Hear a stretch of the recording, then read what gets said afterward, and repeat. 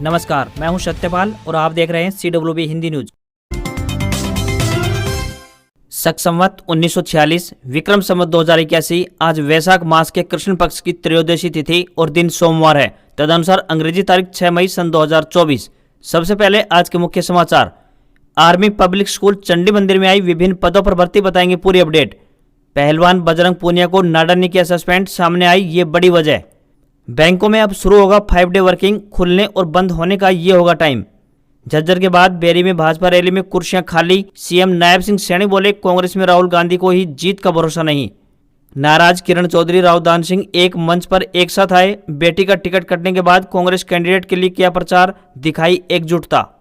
किसान आंदोलन update. Thermal plant में कोयले की आपूर्ति बंद, 3 दिन से स्टेशन पर खड़ी मालगाड़ी, कई ट्रेनें रद्द। केंद्रीय कर्मचारियों के लिए खुशखबरी, 50% डीए होने के साथ ग्रेजुएटी से एचआरए तक बदल गई हैं ये चीजें, बताएंगे पूरी अपडेट। हरियाणा में बीजेपी कैंडिडेट को गांव में नहीं घुसने दिया, गो बैक के लगे नारे, काले झंडे दिखाए गए, गाड़ी से नीचे नहीं उतरे रणजीत चौटाला। हरियाणा से होकर गुजरेगी ब्यास सत्संग स्पेशल ट्रेन, बताएंगे टाइम टेबल और स्टॉपेज। कुलदीप बिश्नोई ने अचानक समर्थकों की मीटिंग बुलाई, नामांकन का आज आखिरी दिन है। बीजेपी कैंडिडेट रणजीत चौटाला के नॉमिनेशन में भी नहीं गए। 9 मई को मारुति सुजुकी करेगी भारतीय बाजारों में बड़ा ऐलान, लॉन्च होगा new Swift model. Kolkata night Riders ने आईपीएल 2024 में सीजन के 54वें मुकाबले में लखनऊ को 98 रनों से हराया। इस जीत से Kolkata night Riders point table के टॉप पर पहुंच गई है। सरकारी नौकरी अपडेट। इंडियन नेवी ने अग्निवीर भर्ती का नोटिफिकेशन जारी किया, 13 मई से शुरू आवेदन, 10वीं पास को मौका। और बाबा बर्फानी की पहली तस्वीर आई सामने, शिवलिंग की ऊंचाई 8 फीट, 29 जून से शुरू होगी 52 दिन की अमरनाथ यात्रा। और अब खबरें विस्तार से।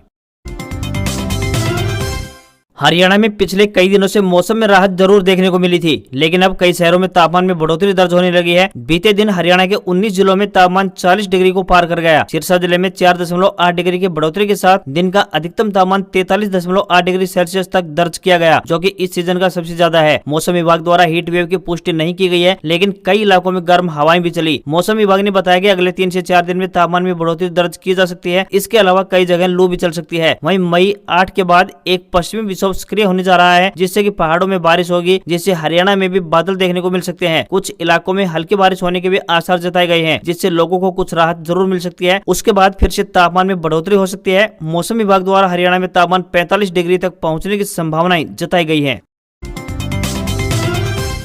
आर्मी पब्लिक स्कूल चंडी मंदिर में विभिन्न पदों पर भर्ती की जा रही है। बता दें कि इन पदों के लिए महिला व पुरुष दोनों वर्गों के उम्मीदवार आवेदन कर सकते हैं। यह भर्ती एडॉक आधार पर की जा रही है। आवेदन करने की आखिरी तारीख 15 मई 2024 है। हेड क्लर्क के लिए स्नातक व कंप्यूटर व लेखा कार्य का ज्ञान व 5 साल का अनुभव होना चाहिए, या फिर भूतपूर्व सैनिक तथा 10 वर्ष का क्लरिकल सेवा का कार्य अनुभव होना चाहिए। वहीं पीजीटी भर्ती के लिए संबंधित विषय में 50% से मास्टर डिग्री तथा 50% से बीएड व प्राइमरी टीचर के लिए स्नातक पास 50% तथा बीएड या डीएलएड कम से कम 50% के पास होनी चाहिए। न्यूनतम आयु 18 वर्ष और अधिकतम आयु 40 वर्ष निर्धारित की गई है। इन पदों पर उम्मीदवारों को ऑफलाइन आवेदन भेजने होंगे। हरियाणा के मुख्यमंत्री नायब सिंह सैनी ने कहा कि कांग्रेस झूठ बोलकर जनता से वोट लेती रही है। अब जनता इनको जान चुकी है। वे रविवार को बेरी के खेल स्टेडियम में आयोजित विजय संकल्प रैली को संबोधित कर रहे थे। कांग्रेस के पास देने के लिए कुछ नहीं है। लोग उनको और उनके कार्यों को अब अच्छे से समझ चुके हैं। इनके समय में जमकर भ्रष्टाचार होता था, लोगों तक योजनाओं का लाभ नहीं पहुंच पाता था। पिछली बार दीपेंद्र हुड्डा रोहतक लोकसभा क्षेत्र से 7,000 वोटों से हारा था। सैनी ने कहा कि इस बार 5 लाख से ज्यादा वोटों से हारेगा। एक तरफा वोटिंग होगी। वहीं कांग्रेस सरकार के राज में नौकरियां बिकी थी और जमकर भ्रष्टाचार हुआ था। सैनी ने दावा करते हुए कहा कि अगले 2 वर्षों में भारत दुनिया की तीसरी आर्थिक ताकत बन जाएगा। रैली में बोलते हुए नायब सिंह सैनी ने सरपंचों को भी भरोसा दिया कि गांव के विकास पर ध्यान दे, पैसों की कोई कमी नहीं है। रही बात कार्यों को सरल करने की, वो जिम्मेदारी मेरी है। मुख्यमंत्री नायब सिंह सैनी ने कहा कि भाजपा सरकार ने पारदर्शी सिस्टम दिया है और आज अधिकतर सुविधाएं घर बैठे मिल पा रही है।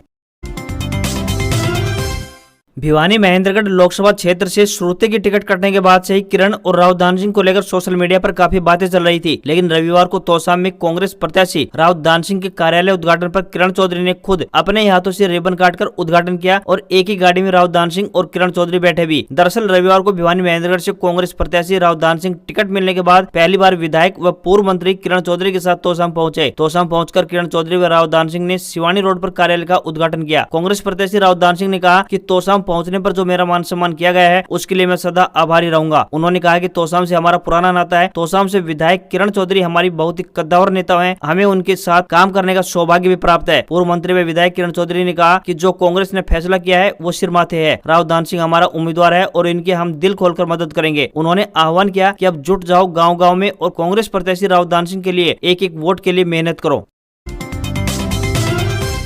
भारतीय किसान यूनियन चडोनी गुट के अध्यक्ष गुरनाम चडोनी ने संयुक्त संघर्ष पार्टी द्वारा कुरुक्षेत्र लोकसभा क्षेत्र से इनेलो प्रत्याशी अभय सिंह चौटाला के समर्थन का ऐलान किया है। साथ ही उन्होंने पूर्व मुख्यमंत्री भूपेंद्र हुड्डा पर प्रदेश में भाजपा को जितवाने की सोच रखने के आरोप भी लगाए हैं। उन्होंने कहा कि किसानों के संघर्ष के दौरान अभय चौटाला न केवल साथ खड़े हुए बल्कि विधायक पद से त्यागपत्र तक दे दिया था। उन्होंने हमेशा ही किसानों के हितों की बात कही है। ऐसे में अब भाकियों ने बैठक करके उनके समर्थन का निर्णय लिया है। उन्होंने कहा कि अगर प्रदेश में भूपेंद्र सिंह हुड्डा लोकसभा की अब सीटें जीतना चाहते तो एक सीट इनेलो और एक सीट किसानों को देते और सभी मिलकर चुनाव लड़ते। उन्होंने कहा कि हुड्डा ने मिली भगत कर आपके डॉक्टर सुशील गुप्ता को यहां से प्रत्याशी बनाया है, जबकि उनका हरियाणा व कुरुक्षेत्र से कोई लेना देना नहीं है। उन्होंने कहा कि आज भाजपा व कांग्रेस दोनों ही उद्योगपति घरानों के एजेंट के रूप में काम कर रही है, लेकिन जनता इस बार इन्हें नकार देगी। हरियाणा के हिसार से भाजपा कैंडिडेट रणजीत सिंह चौटाला को रविवार को विरोध का सामना करना पड़ा। हांसी विधानसभा क्षेत्र के थुराना गांव में किसानों ने रणजीत सिंह को गांव में ही नहीं घुसने दिया। किसानों ने नारेबाजी की और गो बैक के नारे लगाए। इसके बाद भाजपा प्रत्याशी को वापस लौटना पड़ा। हांसी के विधायक विनोद भयाना भी उनके साथ दिखाई दिए। दोपहर करीब 3 बजे रणजीत चौटाला को थुराना गाँव में कार्यक्रम में पहुंचना था। इसका पता चलता है किसान हांसी रोड व पाली रोड पर एकत्रित हो गए। जैसे ही रणजीत चौटाला की गाड़ियों का काफिला गाँव थुराना में पहुंचा तो गाँव के बाहर ही किसानों ने उन्हें रोक लिया। किसानों ने बताया कि उन्हें भाजपा प्रत्याशी से कुछ सवाल पूछने और उनका विरोध करने का अधिकार है। जिस प्रकार से सरकार ने किसानों को दिल्ली जाने से रोका था, ठीक उसी प्रकार से अब हम भाजपा के प्रत्याशियों को गांव में आने से रोक रहे हैं। हरियाणा के हिसार में भाजपा नेता कुलदीप बिश्नोई ने अचानक समर्थकों की मीटिंग बुला ली है। वे आज 6 मई को लोकसभा क्षेत्र के समर्थकों से बातचीत करेंगे। खास बात यह है कि आज ही लोकसभा चुनाव के लिए नामांकन दाखिल करने का आज आखिरी दिन भी है। कुलदीप बिश्नोई हिसार लोकसभा सीट से भाजपा का टिकट मांग रहे थे, लेकिन भाजपा ने रणजीत चौटाला को उम्मीदवार घोषित कर दिया। इसके बाद कुलदीप बिश्नोई नाराज हो गए। वह रणजीत चौटाला के चुनावी कार्यालय के उद्घाटन में भी नहीं पहुंचे। अब नामांकन के आखिरी दिन यानी कुलदीप बिश्नोई ने बैठक बुला ली है। चर्चा है कि बैठक में रणजीत चौटाला की चुनाव में मदद करने पर चर्चा की जाएगी। बैठक का स्थान आदमपुर में बिश्नोई मंदिर स्थित चौधरी भजनलाल खेल एकेडमी में रखा गया है। सबकी नजरें इसी बात पर टिकी हैं कि कुलदीप कार्यकर्ताओं को क्या संदेश देंगे। अंबाला लुधियाना रेल सेक्शन पर किसानों को बैठे हुए रविवार को 19वां दिन हो गया। किसानों के अंबाला लुधियाना की मुख्य लाइन पर शंभू रेलवे स्टेशन के नजदीक रेलवे लाइनों पर बैठने से दिक्कतें शुरू हो गई हैं और एक बार फिर इसका शिकार यात्री हो रहे हैं। गोविंदगढ़ थर्मल प्लांट में कोयले की आपूर्ति बंद हो गई है, तो वहीं धनबाद से गोविंदगढ़ जाने वाली कोयले से लदी मालगाड़ी पिछले 4 दिनों से कैंट रेलवे स्टेशन के लाइन नंबर 5 पर खड़ी है। इसके पीछे कई अन्य मालगाड़ियां भी सहारनपुर अंबाला रेल सेक्शन पर रोक दी गई है। यह सब कार्रवाई वंदे भारत एक्सप्रेस सहित कई अन्य मेल और एक्सप्रेस ट्रेनों को समय पर चलाने के लिए की गई है। जानकारी के अनुसार बता दें कि नई दिल्ली से कटरा के बीच चलने वाली 22,477 वंदे भारत एक्सप्रेस 17 घंटे 50 मिनट की देरी से गंतव्य स्टेशन पर पहुंची। वापसी में 22,478 भी 17 घंटे 30 मिनट की देरी से गंतव्य पर पहुंची। इसी तरह कई अन्य ट्रेनें देरी से पहुंच रही हैं। अंबाला से अमृतसर और कटरा की तरफ जाने वाली एकमात्र रेल सेक्शन चंडीगढ़ साहिनवाल के 50 किलोमीटर लाइन की सुरक्षा को अब और अधिक बढ़ा दिया गया है।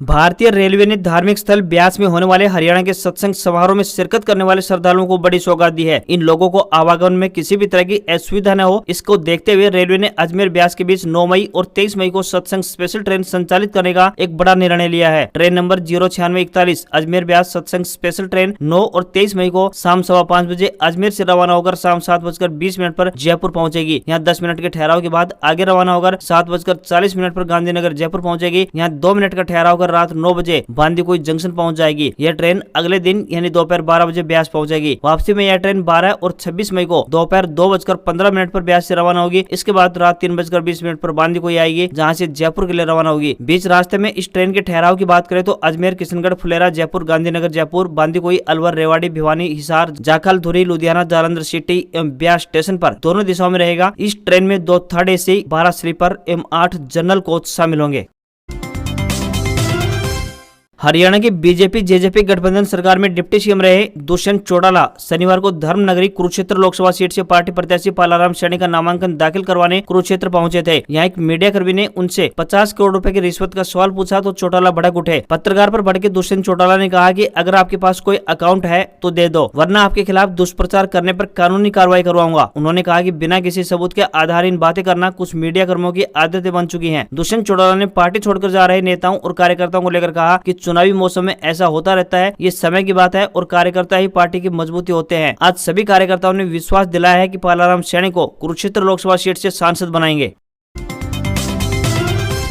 केंद्र सरकार के कर्मचारियों के लिए बेहद अहम खबर है। दरअसल साल 2024 के पहले 6 माह में कई ऐसे भत्तों में इजाफा हुआ है जिनकी जानकारी बहुत से कर्मचारियों को नहीं है। बता दें कि केंद्र सरकार ने इसी साल मार्च में महंगाई भत्ता यानी कि डीए और महंगाई राहत यानी डीआर में 4% की बढ़ोतरी कर दी थी। इसके बाद कर्मचारियों का डीए बेसिक सैलरी का 50% हो गया है। डीए 50% होने के साथ ही केंद्रीय कर्मचारियों के अलग अलग तरह के कई भत्तों में भी इजाफा हुआ है। बता दें कि केंद्र सरकार के कर्मचारियों के लिए किराए भत्ते में भी इजाफा हुआ है। इसके अलावा इन कर्मचारियों के ग्रेजुएटी पर टैक्स छूट की सीमा 20 लाख रुपए से बढ़ाकर 25 लाख रुपए कर दी गई है। वहीं रिटायरमेंट और डेथ ग्रेजुएटी में भी इजाफा हो गया है। आदेश में प्रावधान है कि जब भी संशोधित वेतन में महंगाई भत्ता 50% तक बढ़ जाएगा तो बच्चों के शिक्षा भत्ते और हॉस्टल सब्सिडी की सीमा स्वाभाविक रूप से 25% तक बढ़ जाएगी।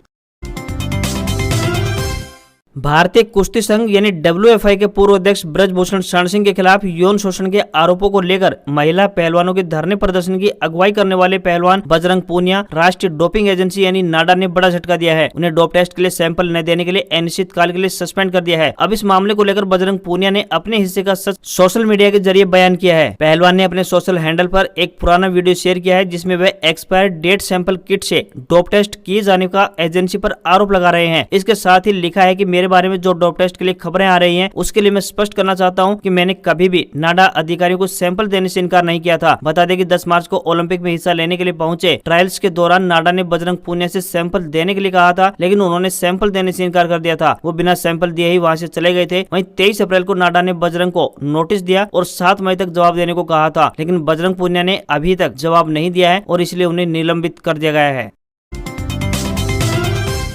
अगर आप इन दिनों एक नई गाड़ी खरीदने का प्लान बना रहे हैं तो आज की ये खबर आपके लिए अहम होने वाली है। बता दें कि मारुति सुजुकी इंडिया की तरफ से जल्द ही अपनी नई जनरेशन स्विफ्ट को भारतीय बाजारों में लॉन्च किया जा सकता है। कंपनी की तरफ से जानकारी देते हुए बताया गया है कि 9 मई को कंपनी भारतीय बाजारों में अपनी नई गाड़ी को लॉन्च कर देगी। खबरों के अनुसार माने तो स्विफ्ट में फ्रंट बम्पर में फॉग लैंप और नए एलॉय व्हील देखने को मिल सकते हैं। ड्यूअल टोन कलर ऑप्शन भी मिलेगा। इनमें 9 inch floating touch screen infotainment system और कई एनालॉग डायल से लेकर climate control system, digital AC panel और कई तरह के कंट्रोल स्विच के साथ फ्लैट बॉटम स्टीयरिंग भी देखने को मिल सकता है। न्यू जेन स्विफ्ट में नया जेड सीरीज 3 सिलेंडर इंजन देखने को मिल सकता है। नया इंजन मिलने से ये कार 25.72 किलोमीटर प्रति लीटर का माइलेज देने में सक्षम हो सकती है।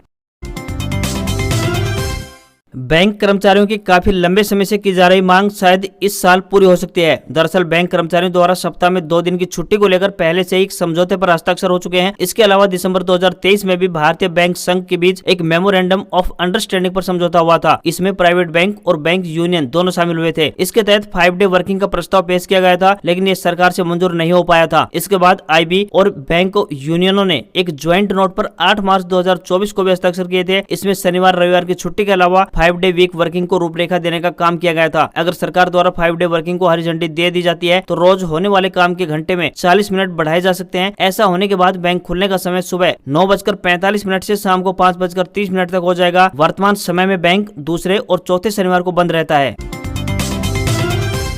भारतीय नौसेना ने 2/2024 बैच के लिए अग्निवीर, SSR और MR भर्ती का एक नोटिफिकेशन जारी किया है। उम्मीदवार ऑफिशियल वेबसाइट पर जाकर आवेदन कर सकते हैं। एजुकेशनल क्वालिफिकेशन की बात करें तो मान्यता प्राप्त स्कूल शिक्षा बोर्ड से न्यूनतम 50% अंकों के साथ 10वीं पास होना चाहिए। फीस के तौर पर बात करें तो 550 रुपए का भुगतान करना होगा। इसके साथ ही 18% GST भी देना होगा। आयु सीमा की बात करें तो 1 नवंबर 2023 से लेकर 30 अप्रैल 2007 दोनों तारीखों को मिलाकर के बीच पैदा हुआ होना चाहिए। प्रश्न पत्र कंप्यूटर आधारित होगा, जिसमें कुल मिलाकर 100 प्रश्न होंगे। परीक्षा अवधि 1 घंटा की होगी। ऑफिशियल वेबसाइट joinindiannavy.gov.in पर जाकर आप अप्लाई कर सकते हैं। अंतिम तारीख की बात करें तो 27 मई 2024 लास्ट डेट है। आज खबरों बस इतना ही। देखते रहिए आपका अपना हरियाणा का सबसे बेहतरीन news channel CWB Hindi news. नमस्कार। इसी आशा के साथ आपका दिन शुभ रहे।